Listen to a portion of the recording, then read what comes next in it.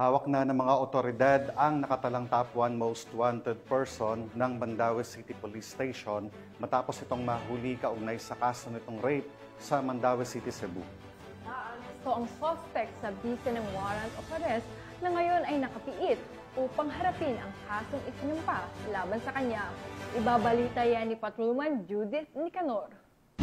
Arestado ng kapulisan ng Mandaue City ang top 1 most wanted person municipal level na may kasong rape sa Zone 3 Barangay Canduman, Mandaue City, Cebu nito lamang nakaraan. Kinilala ni Police Captain Brian Kevin M. Temprosa, Station Commander ng Police Station 6 Mandaue City Police Office, ang suspect na si Joselito, 36 anyos na residente ng Barangay Yati, Liloan, Cebu. Bandang 6:20 ng umaga nang maaresto ng kapulisan ang suspect sa bisa ng warrant of arrest para sa kasong rape na inisyu ni Honorable Isabel Galinzoga Barroso, presiding judge ng 10th Judicial Regional Trial Court Branch 8, Malaybalay City, Bukidnon na walang rekomendadong piyansa. Kasalukuyang nasa kustodiya ng Police Station 6 Mandaue City Police Office ang suspect para sa dokumentasyon at tamang disposisyon. Ang matagumpay na pagkakaaresto ng suspect ay bunga ng pinagsanib puwersa ng Police Station 6 Mandaue City Police Office at Damulog MPS Bukidnon Police Provincial Office Police Regional Office 10. Ang Mandaue City PNP ay patuloy sa masigasig nitong operasyon sa pagtugis sa mga kriminal upang tiyak na mapanagot sa batas